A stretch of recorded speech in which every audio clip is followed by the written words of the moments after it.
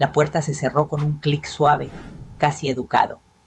Y aún así, sentí que algo se rompía. El eco del motor alejándose por la calle me dejó sola en la cocina con una taza de té humeante entre las manos. Manzanilla. El olor era tibio familiar. Iba a sonreír y preguntarle a mi nieta qué quería hacer primero cuando la vi inmóvil mirándome sin parpadear. No buscó su cuaderno, no hizo señas, no desvió la mirada. Entonces la niña, que todos creíamos muda desde que nació, abrió la boca y habló despacio con una voz clara que no parecía de una niña. Abuela, no tomes el té que hizo mi mamá. Sentí que la sangre se me congelaba. Me quedé quieta, como si el aire se hubiera vuelto pesado de pronto. El vapor subía en espirales lentas. La taza pesaba más de lo normal. Miré a Lucía otra vez. Sus manos temblaban. Sus ojos enormes tenían miedo. «¿Qué dijiste, mi amor?», susurré, y mi propia voz me sonó ajena. «No lo tomes», repitió. «Te va a hacer dormir mucho». Dejé la taza sobre la mesa con cuidado, como si pudiera explotar. Me arrodillé frente a ella. «Lucía, ¿puedes hablar?», asintió. Apretó los labios como si temiera haber hecho algo mal. Siempre dijo, pero no debía. Un frío me recorrió la espalda. El reloj de la pared marcó las 4:10 con un tic seco. Afuera el sol seguía brillando como si nada. Dentro de mí todo empezaba a desmoronarse. Para entender cómo llegamos a ese momento necesito retroceder. No solo unas horas, sino varios años. Porque lo que ocurrió esa tarde no nació de la nada. Creció en silencios, en confianzas mal puestas, en miedos que yo preferí no ver. Me llamo Elena Martínez. Tengo 58 años. Soy viuda desde hace 6. Viví toda mi vida en el mismo barrio de Puebla, en la misma casa que levanté junto a mi esposo ladrillo por ladrillo cuando éramos jóvenes. Y creíamos que el tiempo siempre estaría de nuestro lado. Fui costurera, de las que se levantan temprano y se acuestan tarde. Nunca fui de grandes ambiciones. Mi mundo era pequeño, mi casa, mi hijo, mi fe. Mi hijo Raúl siempre fue bueno. Demasiado bueno, diría su padre. Le costaba decir que no. Cuando conoció a Mariana, pensé que por fin alguien lo ayudaría a ser fuerte. Ella hablaba con seguridad, tomaba decisiones rápidas. Me pareció una mujer resuelta. Ahora sé que confundí firmeza con control. Lucía nació al año de su matrimonio. Era una bebé tranquila, observadora. A los pocos meses, Mariana empezó a decir que algo no estaba bien. No habla, decía. Los doctores dicen que es neurológico. Mostraba papeles diagnósticos difíciles de entender. Yo no dudé. ¿Por qué iba a hacerlo? Era su madre, y yo no sabía nada de medicina. Con el tiempo, aprendí a comunicarme con Lucía de otras maneras. Dibujos, miradas, caricias. Cuando le leía cuentos, se quedaba muy quieta con la cabeza apoyada en mi brazo. Me gustaba pensar que mi voz la calmaba, aunque no pudiera responderme. Nunca imaginé que el silencio no era incapacidad, sino miedo. Esa mañana, Mariana y Raúl llegaron temprano. Traían maletas pequeñas. Mariana sonreía demasiado. «Nos vamos unos días», dijo. «Un viaje rápido. ¿Puede quedarse con Lucía, suegra?» Asentí sin pensarlo. Siempre asentía. Antes de irse, Mariana abrió el refrigerador y sacó un termo amarillo. «Le dejé té para los nervios», dijo. «Usted siempre anda tensa». Insistió en que lo tomara por la tarde. Su voz fue dulce, demasiado dulce. Yo sonreí. No supe ver la grieta. Cuando la puerta se cerró y el coche se fue, el silencio llenó la casa. Y entonces Lucía habló. Volví al presente con un sobresalto. «Mi cielo», le dije, «¿por qué dices que no debo tomarlo?» Lucía bajó la mirada. Sus dedos se entrelazaron. «Porque mamá dijo que así ibas a dormir», respondió. «Y cuando duermes». Ella firma papeles. Tragué saliva. Papeles. Esa palabra me golpeó el pecho. Mariana había mencionado demasiadas veces la casa, los trámites por si acaso. Yo siempre cambiaba de tema. No quería pensar en eso. ¿Qué papeles pregunté? Lucía negó con la cabeza. No sé bien, dijo. El papel grande, el de la casa. Me senté en la silla más cercana. Las piernas me flaqueaban. Lucía, dije despacio, necesito que me digas algo. ¿Desde cuándo puedes hablar? Ella se encogió de hombros. Desde antes, respondió. Desde que era chiquita. ¿Y por qué no hablaste? Sus ojos se llenaron de lágrimas. Porque mamá me dijo que si hablaba, te iba a pasar algo malo. La voz se le quebró. Se llevó las manos a la cara. La abracé. Sentí su cuerpo temblar. Mi amor, murmuré. Nunca debiste cargar con eso. Nos quedamos así un momento. El olor del té seguía flotando en el aire. Dulce, traicionero. Miré la taza sobre la mesa. De pronto no era una bebida. Era una amenaza.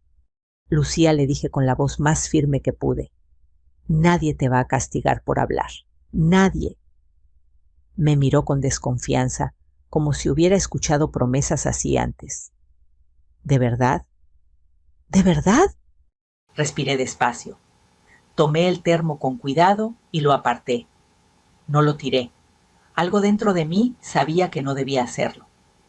Vamos a sentarnos, dije, y vas a contarme todo, poco a poco. Mientras caminábamos hacia la sala, sentí como una duda dolorosa me atravesaba. ¿Y si estaba equivocada? ¿Y si estaba traicionando a mi hijo al escuchar esto? Cerré los ojos un segundo. Pensé en mi esposo, en lo que siempre decía, la verdad no se esconde, Elena. Solo espera. Esa tarde la verdad había decidido hablar. Y lo había hecho con la voz más inesperada. Esa noche no dormí. Me acosté temprano como siempre, pero el cuerpo se me quedó rígido, tenso, como si el colchón fuera de piedra.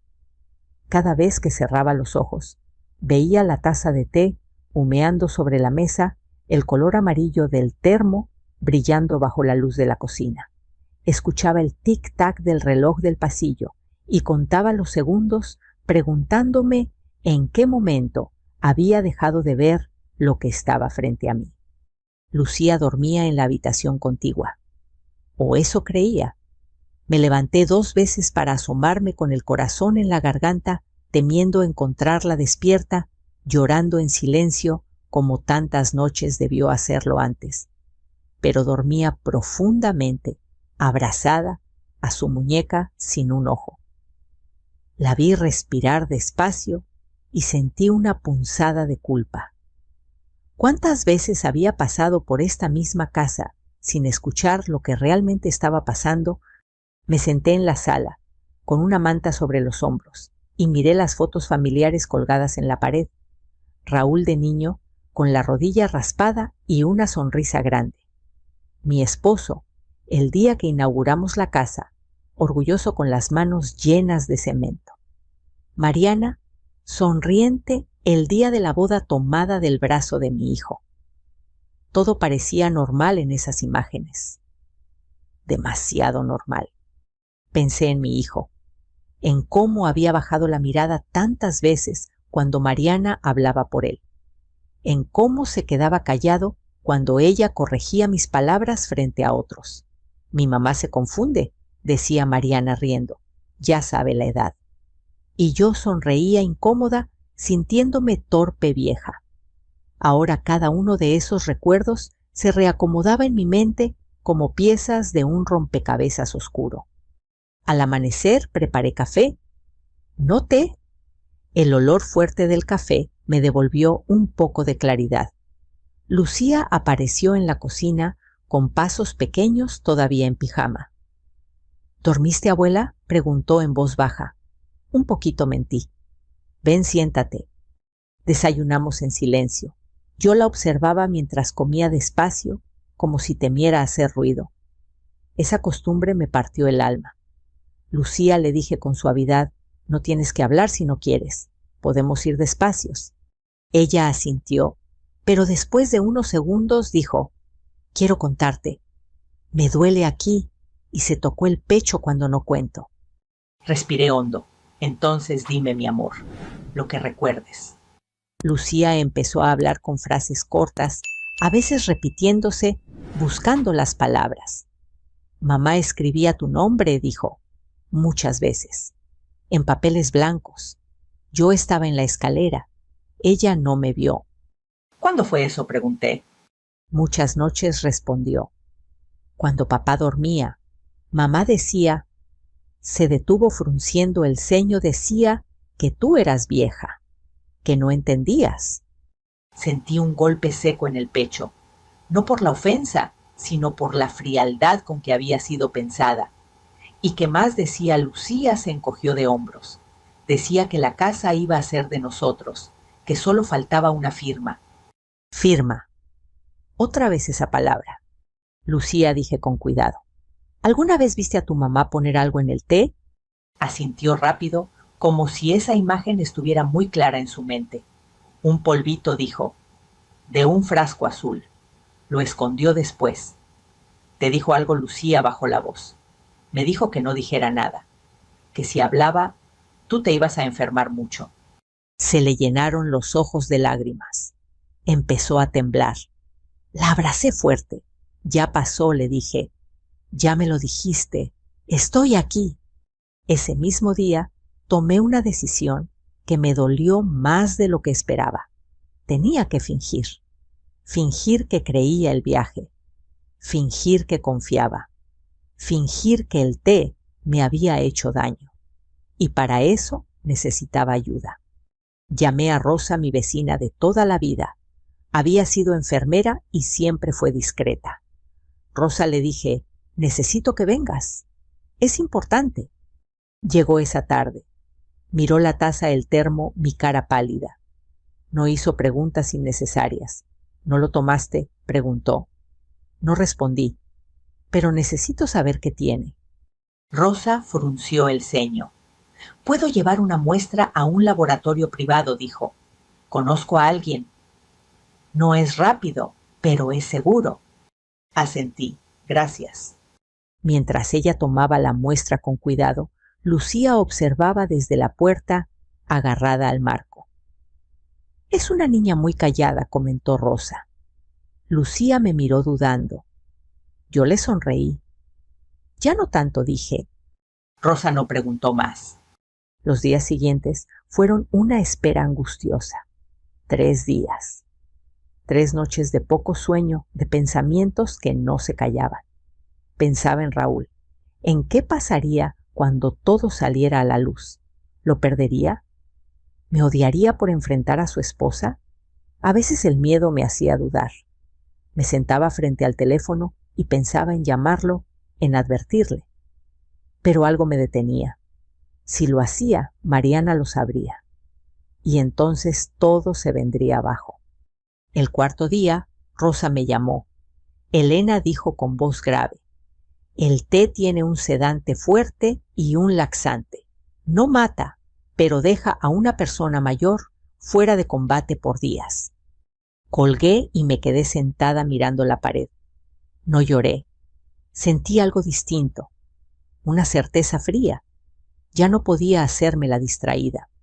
Esa noche envié un mensaje a Mariana. Me siento muy mal. Creo que el té me cayó pesado. Estoy mareada. La respuesta llegó rápido. Demasiado. Descansa, suegra. Eso se pasa. Nada más. No preguntó si necesitaba algo. No preguntó por su hija. Apagué el teléfono y miré a Lucía dormida en el sillón con un libro abierto sobre el pecho. Me acerqué y le acomodé el cabello. Te voy a proteger, susurré, aunque me cueste todo. En ese momento entendí que ya no se trataba solo de mi casa o de unos papeles. Se trataba de romper un silencio que había durado demasiado. Y yo estaba lista para hacerlo. Pasaron varios días antes de que me atreviera a abrir el estudio de Mariana con calma. No porque no supiera dónde estaba la llave, La guardaba siempre en el mismo cajón de la cocina, sino porque algo dentro de mí se resistía. Abrir esa puerta significaba aceptar sin excusas que mi nuera no solo había mentido, sino que había construido una vida entera sobre el engaño. Y aceptar eso dolía más de lo que imaginé. Lucía fue quien me tomó de la mano esa mañana. «Está ahí», dijo en voz baja, «donde mamá no deja entrar a nadie». Su voz temblaba. Le pedí que se sentara en la sala, pero negó con la cabeza. «Quiero estar contigo», susurró. Respiré despacio. Tomé la llave. El clic de la cerradura sonó demasiado fuerte en el silencio de la casa. El estudio estaba impecable. Demasiado. Un escritorio grande, carpetas alineadas, una impresora nueva, que casi no se usaba. Olía a papel y a limpiador. No era un lugar vivido. Era un lugar pensado. Me acerqué al escritorio y vi el cajón con la cerradura digital.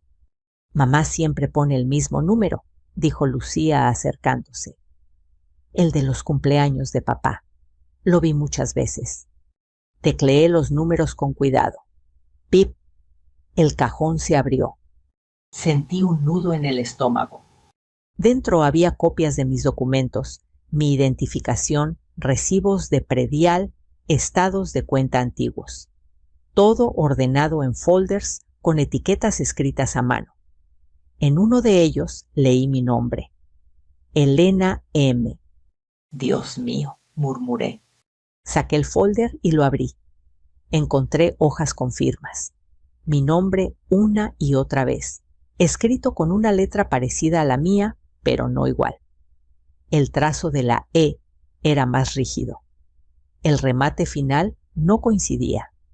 Yo había firmado suficientes documentos en mi vida para reconocer mi propia mano. «Mamá escribía tu nombre muchas veces», dijo Lucía. Se enojaba cuando no le salía igual. Sentí un escalofrío. Mariana había practicado. No era un impulso, era un plan. Seguí revisando. Encontré correos impresos con el encabezado de una notaría en otra ciudad. Había fechas marcadas, citas agendadas, referencias a una transferencia de propiedad. Todo estaba calculado. Incluso había una nota adhesiva con un recordatorio «Llevar copia in Elena». Me senté en la silla mareada. Cerré los ojos un segundo y sin querer recordé algo que me hizo sentir aún peor. Meses atrás, Mariana me había pedido ayuda para unos trámites pequeños. «Solo firma aquí, suegra», me dijo entonces. «Es para el banco». Yo firmé sin leer, confiada. Ahora entendía cuán cerca había estado de perderlo todo mucho antes. «Abuela», dijo Lucía, tirando suavemente de mi manga. La miré. Tenía los ojos llenos de miedo. «¿Hice algo malo?», preguntó. La abracé de inmediato. No respondí. «Hiciste lo único correcto». Respiré hondo y volví al cajón. Encontré una libreta pequeña. En ella, Mariana había escrito notas sobre mí. Se confunde con fechas. Olvida conversaciones. Fácil de convencer. Sentí una mezcla de rabia y vergüenza. ¿Cuántas veces había dudado de mí misma por comentarios así? Lucía bajó la mirada. «Mamá decía eso cuando hablabas con otras personas», susurró. «Yo estaba ahí. Nadie me veía». Ese comentario me rompió algo por dentro. La invisibilidad había sido su escudo y su condena. Cerré el cajón con cuidado. No quería que nada pareciera fuera de lugar. Si Mariana sospechaba todo, se vendría abajo. Guardé los documentos, tal como estaban, memorizando cada detalle. Esa tarde, mientras Lucía dibujaba en la mesa, yo caminé por la casa como si fuera ajena. Toqué las paredes, los marcos de las puertas. Todo lo que había construido con mi esposo estaba en peligro. Me senté en la cama y lloré en silencio, tapándome la boca con la mano para que Lucía no me oyera. Pensé en Raúl, en mi hijo. ¿Hasta dónde sabía? ¿Había firmado algo o solo había callado? La idea de enfrentarlo me llenaba de miedo. No quería perderlo, pero tampoco podía seguir protegiendo una mentira. Esa noche, tomé el álbum de fotos familiares y lo abrí en la página de la boda. Mariana sonreía. Raúl parecía nervioso, pero feliz. Cerré el álbum con un suspiro largo. No te reconozco, susurré. A ninguno de los dos. Al día siguiente, Rosa volvió a pasar. Le conté lo que había encontrado. Esto es serio, Elena dijo.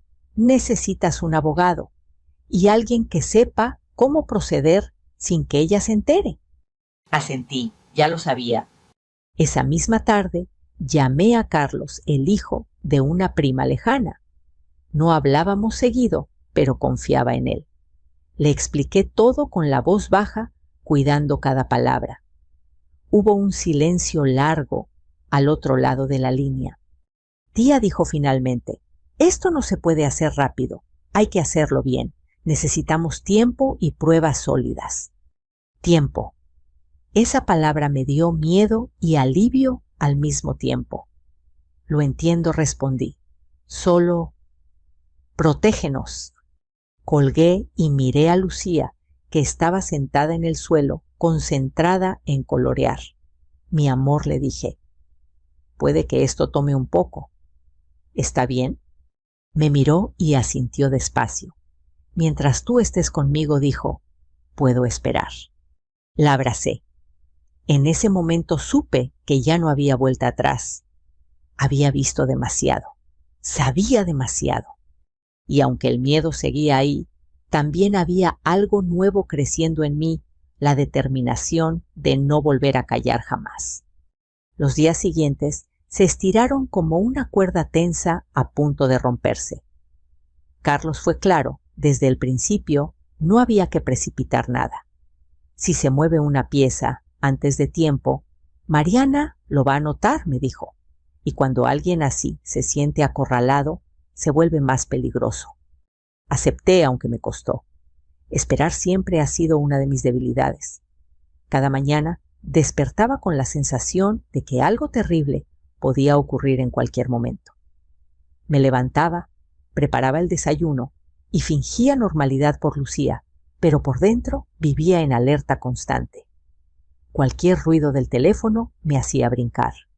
Cualquier coche que se detenía frente a la casa me helaba la sangre.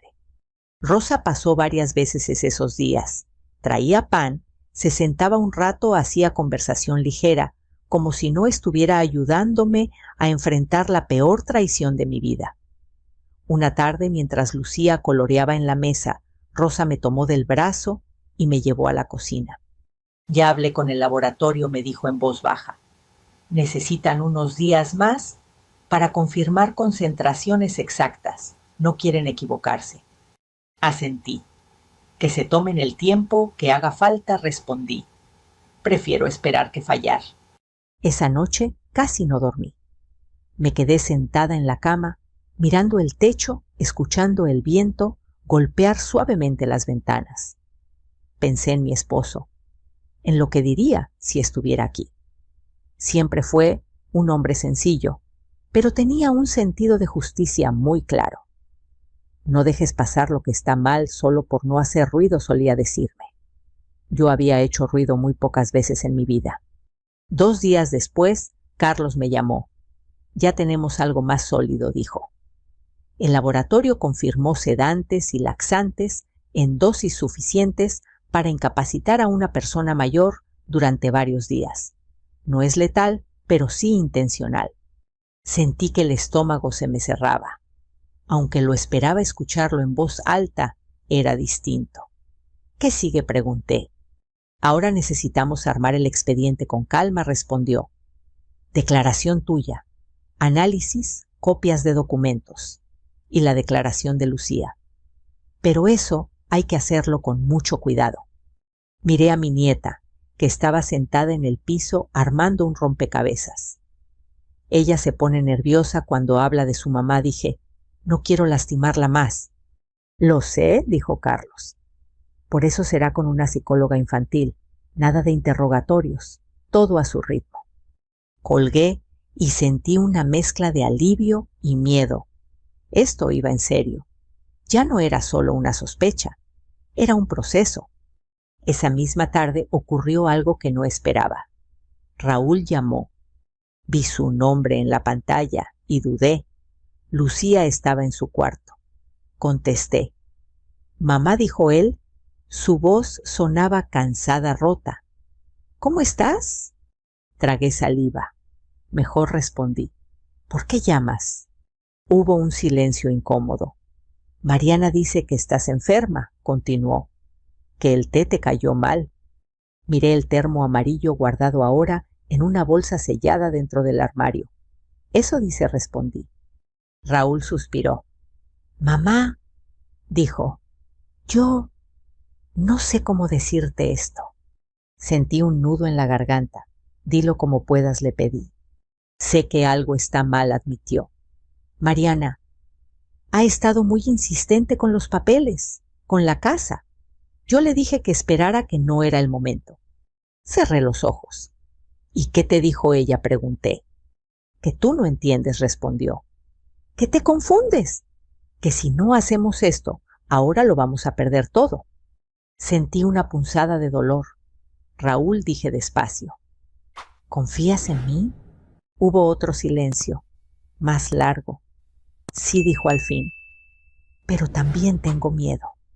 Esa confesión me dolió más que cualquier acusación.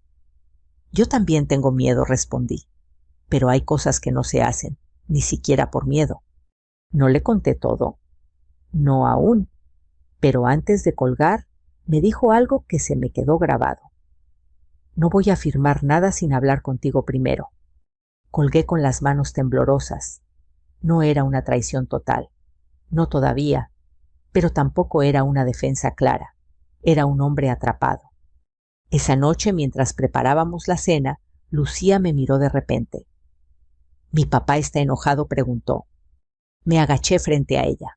«Está confundido», respondí. «A veces los adultos también se confunden». Asintió como si entendiera demasiado bien. 2 días después, Carlos me informó que Mariana había confirmado su cita en la notaría para la semana siguiente. No la adelantó ni la canceló. Seguía segura de que yo estaba débil, confundida, fuera de juego. «Eso juega a nuestro favor», dijo Carlos, «pero tenemos que seguir actuando normal». Esa palabra «actuando» me pesaba. Llamé a Mariana y dejé que sonara hasta el buzón. Hablé con voz cansada. «Mariana». «Sigo mal. El doctor dice que repose. Perdón por no contestar». Minutos después llegó su mensaje. «Cuídese, suegra. Descanse». Nada más. Ni una palabra sobre Lucía, ni una pregunta real. Apagué el teléfono y me quedé mirando la pared. Pensé en todas las veces que la había defendido frente a otros, en las veces que había dicho «es buena, solo es fuerte». Sentí vergüenza. Esa noche, antes de dormir, Lucía se acercó a mí. «Abuela», susurró, «¿ya casi se acaba?» La abracé. «Todavía falta un poquito», respondí. «Pero ya estamos caminando hacia el final». Ella apoyó la cabeza en mi hombro. «Tengo miedo», dijo. Yo también, admití, pero no estamos solas. Mientras apagaba la luz pensé en la semana que venía, en la notaría, en los papeles, en el momento en que todo saldría a la luz. No sabía exactamente cómo terminaría esto. Solo sabía que ya no había marcha atrás. La verdad estaba avanzando despacio, como esas tormentas que se anuncian con silencio antes del trueno. La semana de la notaría llegó con una calma engañosa. El lunes amaneció despejado, con un cielo tan azul que dolía mirarlo. Preparé el desayuno para Lucía, como si fuera cualquier otro día, pan tostado, un poco de fruta, leche tibia. Mientras comía, balanceaba los pies bajo la mesa y tarareaba algo casi imperceptible. Ese pequeño sonido me recordó todo lo que estaba en juego. 5 años de silencio no se borran de un día para otro. Carlos me llamó a media mañana. Hoy no hacemos nada, dijo. Solo observa. Necesito que Mariana se sienta segura hasta el último momento. Asentí, aunque él no podía verme.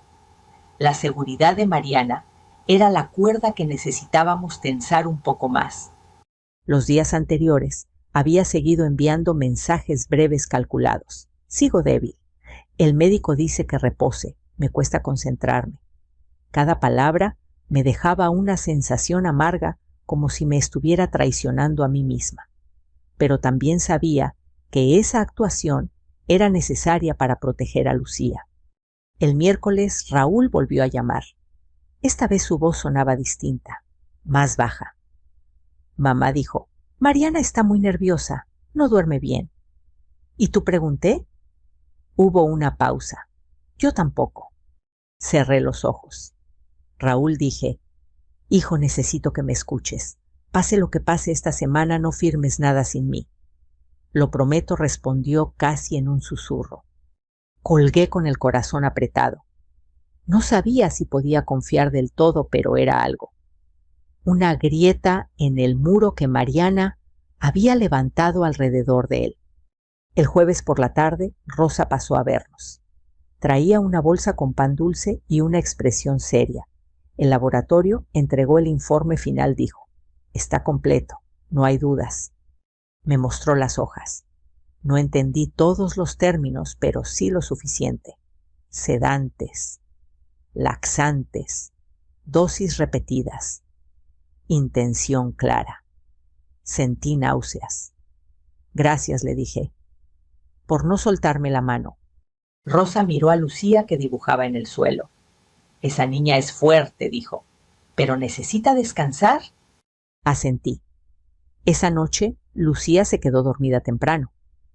Yo me senté en la sala con las luces apagadas pensando en la notaría. No iba a haber arrestos espectaculares ni gritos. Carlos había sido muy claro, primero la denuncia formal, luego el proceso. Todo debía quedar bien documentado. La justicia no siempre es rápida, pero puede ser firme.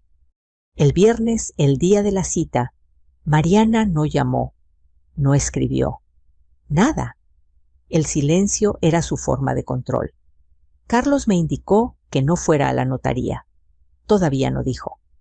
Queremos que firmen o al menos que intenten. Eso fortalece el caso. Me costó aceptar quedarme en casa. Cada minuto se estiraba. A las 11 de la mañana el teléfono vibró. Era un mensaje de Mariana. Todo salió bien. Descansa.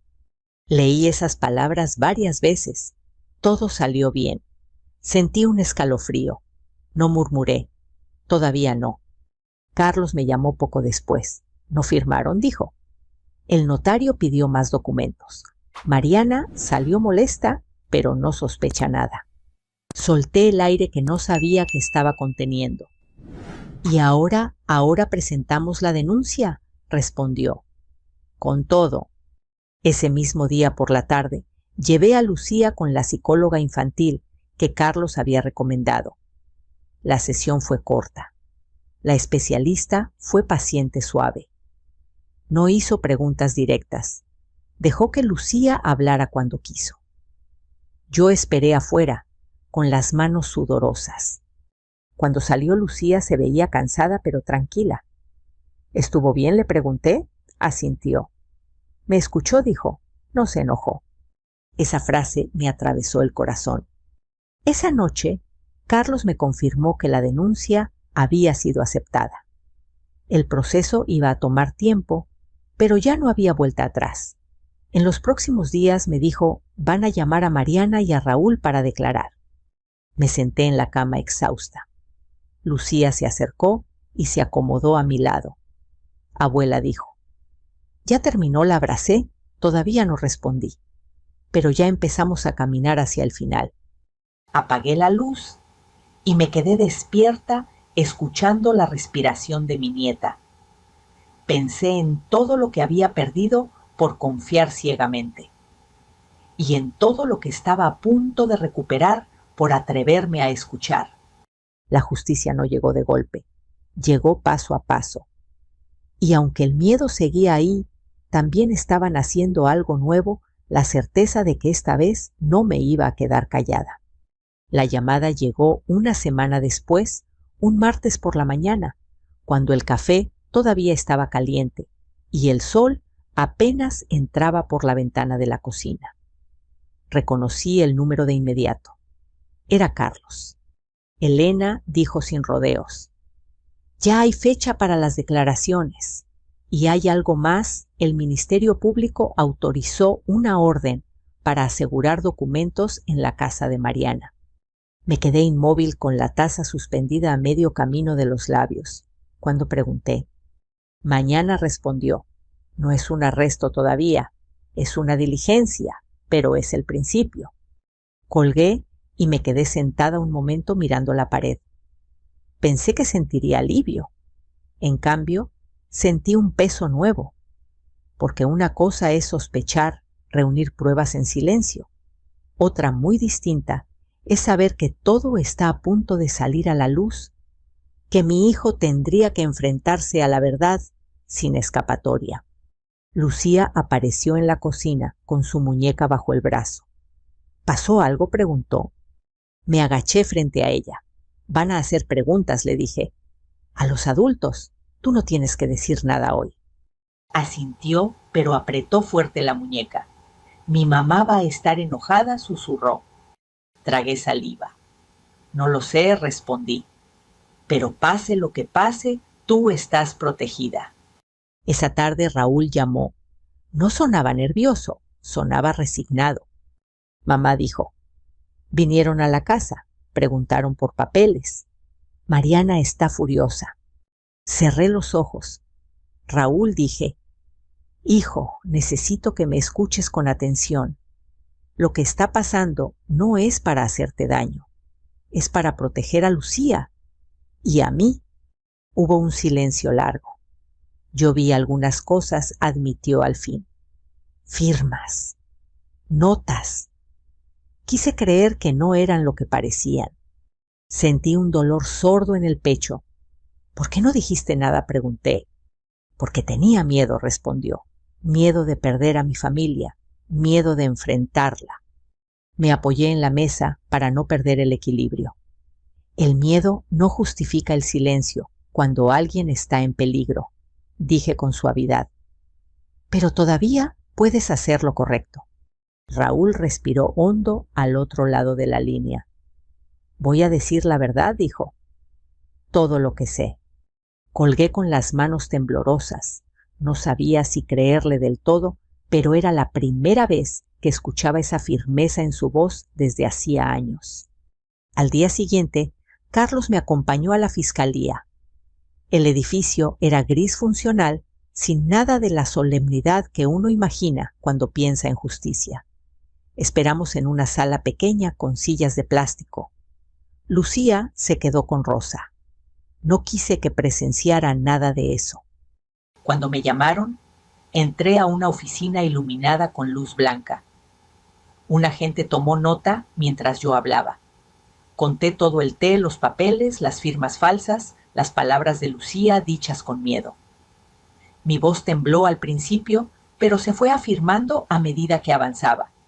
Decir la verdad en voz alta era doloroso, pero también liberador.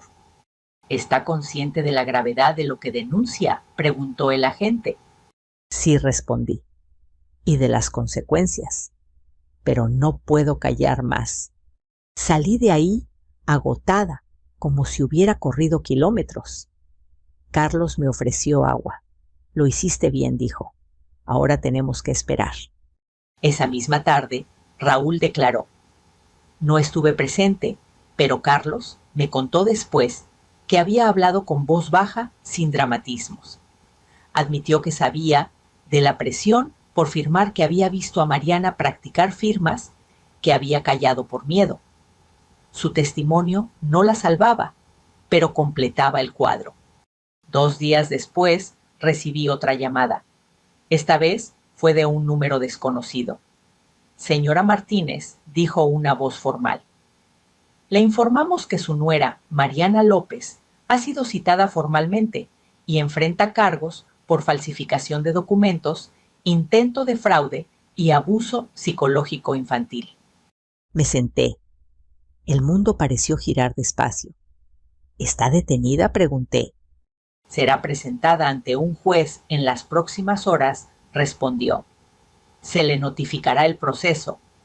Colgué y me quedé en silencio. No sentí alegría, tampoco venganza. Sentí tristeza, por lo que fue, por lo que nunca sería. Esa noche, cuando Lucía regresó de casa de Rosa, se sentó a mi lado en el sillón. ¿Ya pasó algo?, preguntó. Le acaricié el cabello. Sí, respondí. Ya empezó. Se quedó pensativa. ¿Eso significa que ya no tengo que callarme nunca más? La miré y sonreí con suavidad. Nunca más, dije. Tu voz importa. Apoyó la cabeza en mi hombro. Afuera, el cielo se oscurecía lentamente. Por primera vez en mucho tiempo, no sentí miedo de la noche. Sabía que el camino aún no terminaba, que vendrían audiencias, decisiones difíciles, despedidas. Pero también sabía algo más. El silencio había perdido su poder. Y eso para nosotras lo cambiaba todo. La audiencia de custodia se programó 3 semanas después, un martes temprano, cuando la ciudad apenas despertaba.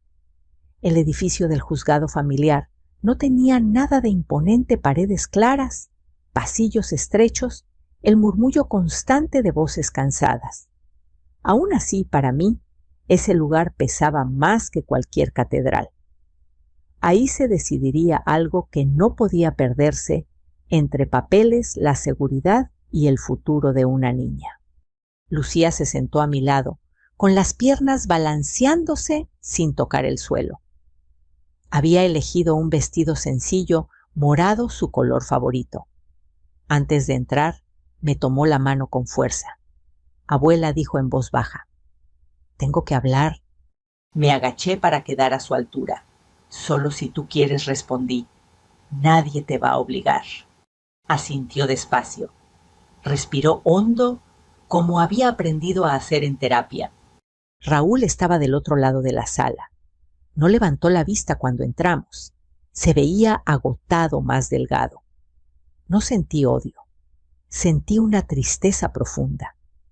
La de una madre que entiende que su hijo también fue atrapado, aunque no por eso dejó de fallar. Mariana no estaba presente. Su abogado había solicitado que no coincidiera con la menor. Esa ausencia, curiosamente, me dio algo de calma. El juez revisó el expediente con paciencia. Habló poco. Leyó mucho. El informe del laboratorio, la denuncia formal, las copias de las firmas falsas, el dictamen psicológico.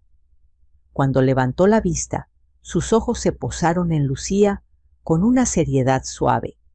Lucía dijo, sé que has pasado por cosas difíciles. Quiero preguntarte algo importante, pero solo si te sientes capaz. Lucía me miró. Yo apreté su mano y asentí levemente. Ella se levantó despacio. Puedo, dijo. El juez inclinó la cabeza. ¿Con quién te gustaría vivir? Lucía tragó saliva. Sus manos temblaron un poco. Con mi abuela Elena, respondió. ¿Por qué?, preguntó él. Lucía pensó un segundo. Porque ella me escucha, dijo. Aunque no hablara, me escuchaba. Me leía cuentos. No me decía que estaba mal. Y... hizo una pausa breve. Me siento segura con ella. Sentí que el pecho se me llenaba de algo caliente, casi doloroso. El juez tomó nota en silencio. Minutos después, dictó la resolución custodia provisional a mi favor, con seguimiento psicológico para Lucía y supervisión legal para Raúl. No fue una victoria ruidosa. Fue una decisión firme, justa. Al salir del juzgado, la luz del mediodía me pareció distinta, más clara. Lucía caminaba a mi lado, hablando despacio, como si todavía se estuviera acostumbrando a usar su voz sin miedo. Me contó de un dibujo que quería terminar de un perrito que había visto en la calle, de una canción que le gustaba. Esa tarde volvimos a casa, nuestra casa, la que casi pierdo sin darme cuenta. Preparé café, no té. El olor llenó la cocina y me hizo sonreír. Lucía se sentó a la mesa y empezó a dibujar mientras hablaba sola bajito. No la interrumpí. Escuchar era lo más importante. Las semanas siguientes no fueron fáciles. Hubo citas, papeles, momentos de cansancio. Lucía tuvo días buenos y días en los que el miedo regresaba y se quedaba callada otra vez. Pero ahora sabía algo distinto, podía hablar cuando quisiera. Y cuando no pudiera, también estaba bien. Una noche mientras cenábamos, me miró de repente. Abuela dijo, «Gracias por creerme». Le tomé la mano. «Gracias a ti por hablar», respondí. «Me salvaste». A veces pensamos que escuchar es algo sencillo, pero escuchar de verdad, sin juzgar, sin apurar, puede cambiar una vida. A mí me cambió la mía. Si esta historia te hizo sentir algo, si te recordó la importancia de prestar atención a las voces pequeñas o calladas, te invito a reflexionar un momento. Compartir y escuchar también es una forma de cuidar. Gracias por escuchar mi historia.